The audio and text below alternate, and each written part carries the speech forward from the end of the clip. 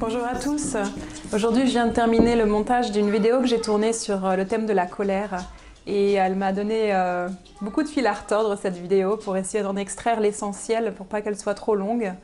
Donc effectivement, je serai peut-être un peu plus sérieuse sur cette vidéo, mais je voulais quand même vous la partager parce que tout simplement la vie m'y a invitée.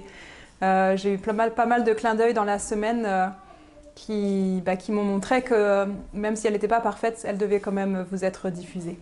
Donc je voulais ajouter sur le thème de cette colère saine quelque chose qui s'est approfondi pour moi durant cette semaine à travers les expériences de la vie ou les échanges que j'ai pu avoir.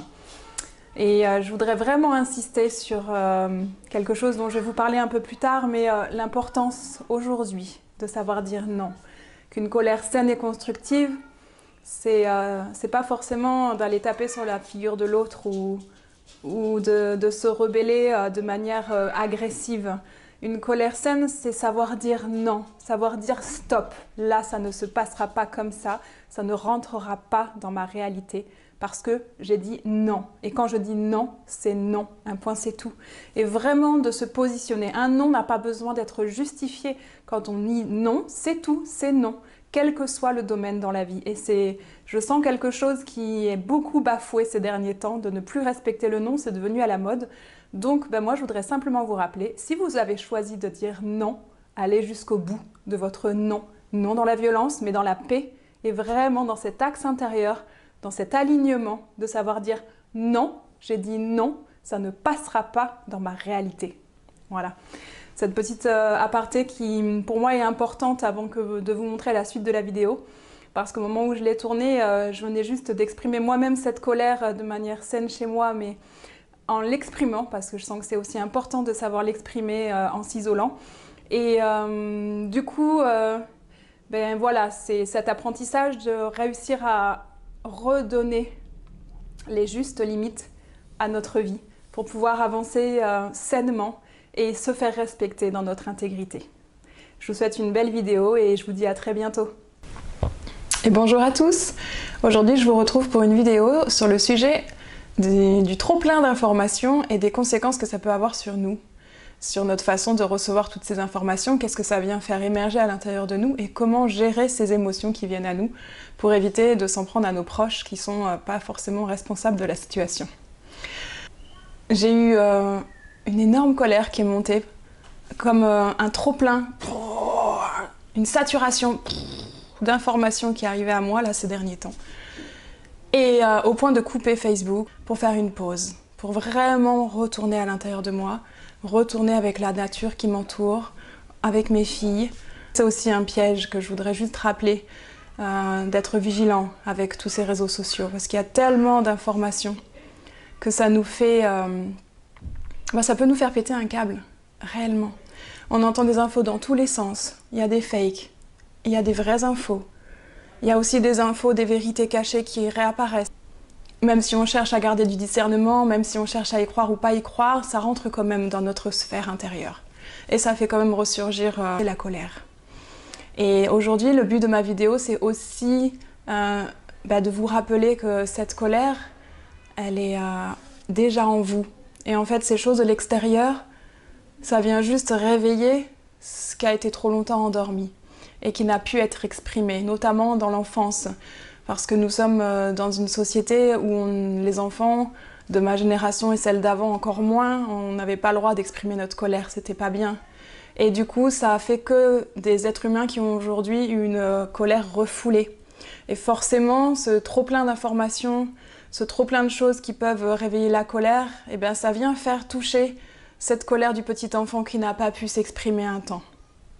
Alors moi, je vous invite vraiment à aller l'accueillir, cette colère, à aller la vivre, mais sainement. Vous avez un lit, vous avez un oreiller, donnez des coups dans votre matelas si vous avez besoin pour vous décharger. Isolez-vous dans votre chambre et vivez cette colère pour qu'elle puisse sortir. Vous avez le droit d'être en colère. C'est normal, ce sentiment, que vous puissiez ressentir ça à un moment donné. Et c'est légitime par rapport à ce qu'on est en train de vivre en ce moment. Ça permet de faire une soupape pour pas tomber dans la folie, pour pas tomber dans l'hystérie, pour pas tomber dans la panique collective. On va avoir vraiment besoin d'utiliser nos outils. Et moi aujourd'hui j'avais envie de vous transmettre celui par rapport à la colère. Et donc voilà, la première petite clé, c'est allez vous isoler. Prenez un temps pour vous quand vous sentez que vraiment vous avez cette colère qui est sous-jacente. Et soit crier dans votre oreiller, soit donner des coups sur votre matelas, soit donner avec votre coussin, allez massacrer votre matelas avec votre coussin, mais sortez-la d'une manière ou d'une autre. Et si vous pouvez sortir, ben allez-y, allez prendre un bâton dans un coin de forêt ou dans un petit coin où vous avez encore le droit d'aller et donnez des coups sur le sol et défoulez-vous parce que c'est important aussi de l'exprimer. Et je m'adresse aussi à tous les êtres spirituels que oui, on a le droit d'être en colère et c'est pas mauvais que d'avoir de la colère, c'est sain, seulement cette colère, on n'a pas appris à l'exprimer, du coup elle est mal utilisée. Mais une colère bien utilisée, ça donne une colère constructive pour pouvoir simplement poser nos limites, pour pouvoir dire stop à un moment donné, quand ça va trop loin, quand nous ne sommes plus respectés dans notre intégrité, quand nous ne sommes plus respectés dans nos besoins.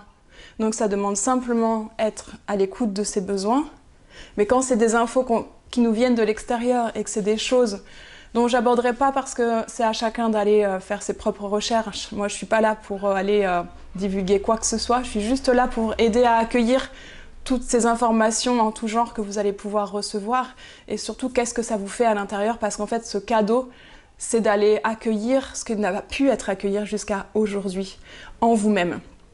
C'est comme si tout ce scénario qu'on vous montre à l'extérieur n'est fait que là pour vous montrer là où vous en êtes à l'intérieur et aller accueillir les infos ou les événements après événements.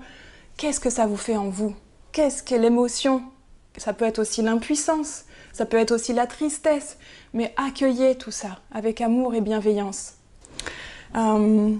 La dernière chose qui m'est venue après avoir réussi à décharger ma colère, ce qui m'est venu, c'est qu'en fait c'était en ce moment comme dans des sables mouvants. Je vous donne cette image parce que pour moi elle est venue naturellement et elle me semble tellement juste. Aujourd'hui, imaginez en fait tout ce qu'on est en train de vivre, où on n'a plus le contrôle, et ben c'est comme si vous étiez dans des sables mouvants. Et plus vous vous débattez à l'extérieur, et plus vous vous enfoncez. Plus vous vous débattez à l'intérieur, plus vous vous enfoncez. Plus vous nourrissez toutes les informations mentales, plus vous vous enfoncez. La seule chose qui vous est demandée, c'est de rester immobile. Quand vous êtes dans des sables mouvements, ne bougez plus. Et attendez. Que quand on est dans des sables mouvants, plus on bouge, plus on s'enfonce. Et en fait, juste mon message, c'était de rappeler qu'aujourd'hui, vous n'avez rien à faire, mais juste à être. Ça veut dire accueillez juste ce qu'il y a dans l'instant pour vous. Qu'est-ce que vous ressentez? Qu'est-ce que vous vivez? Observez votre corps, observez vos émotions, observez votre mental, observez tout ce qui se vit, mais avec plus de hauteur, le plus de hauteur possible. Parce que aujourd'hui, on n'a plus vraiment le choix. On y va. Et c'est comme ça. On ne sait pas où on va, mais on y va. Et si on avance un pas après l'autre, eh bien, on va pouvoir y arriver tous ensemble. Trouvez vos outils et faites-vous confiance. Et surtout, aimez-vous. Aimez-vous parce que c'est la plus belle chose que vous pourrez offrir à votre incarnation, à votre être sur votre chemin aujourd'hui. Je vous remercie et je vous dis à très vite.